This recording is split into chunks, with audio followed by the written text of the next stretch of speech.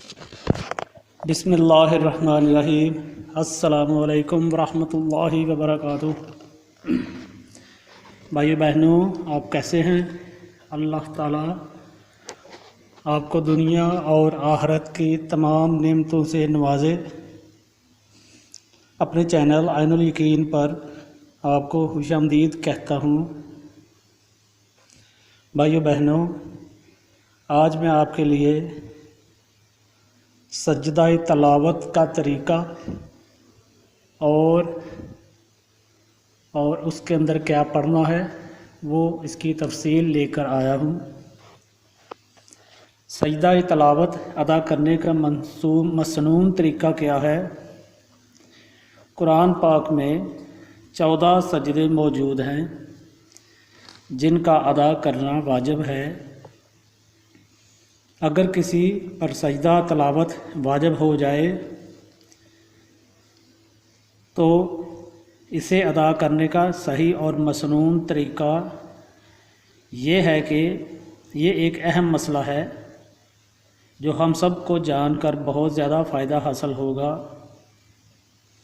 بھائیو بہنوں، سجدہ تلاوت صرف تلاوت کرنے والے پر واجب نہیں ہوتا بلکہ آیات سجدہ سننے والے پر بھی سجدہ تلاوت واجب ہو جاتا ہے۔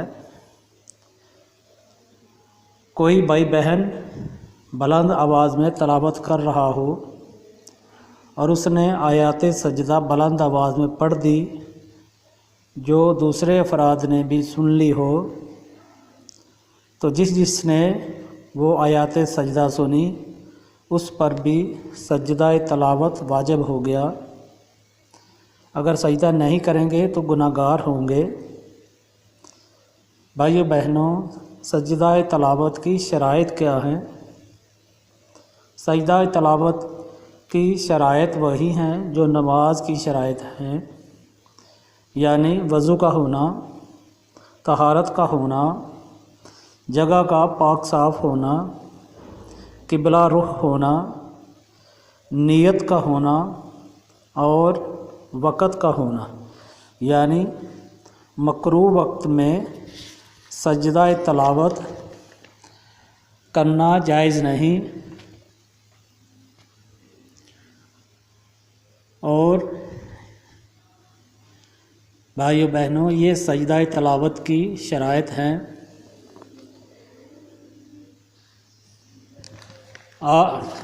اب آپ کو سجدہ تلاوت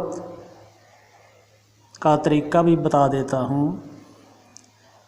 جیسے آپ قرآن پاک کی تلاوت کر رہے ہوں تو سجدہ تلاوت آیا تو آپ وہیں بیٹھے بیٹھے سجدہ کر لیتے ہیں اور سجدے کی تسبیح پڑھ لیتے ہیں۔ یہ طریقہ ٹھیک ہے۔ اگر آپ مستحب یعنی مبارک طریقے سے سجدہ ادا کرنا چاہتے ہیں تو جب سجدہ تلاوت آ جائے تو قرآن کریم کو ایک سائیڈ پر رکھیں اور کھڑے ہو کر اللہ اکبر کہیں اور سیدھے سجدے میں چلے جائیں۔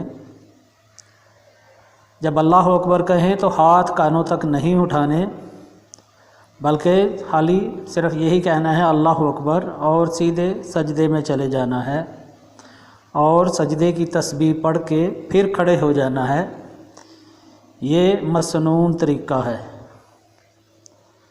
اگر آپ عصر اور مغرب کے درمیان تلاوت کر رہے ہیں تو اس درمیان میں سجدہ تلاوت آ گیا تو یہ سجدہ آپ مغرب کی نماز کے بعد ادا کریں گے۔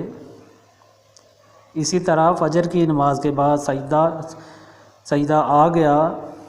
اگر آپ فجر کی نماز کے بعد تلاوت کر رہے ہیں تو سجدہ تلاوت آ گیا تو یہ سجدہ بھی آپ سورج کے نکلنے کے بعد ادا کریں گے، کیونکہ یہ دونوں وقت مکروہ ہیں، عصر سے مغرب تک اور فجر کی نماز سے لے کر سورج نکلنے تک۔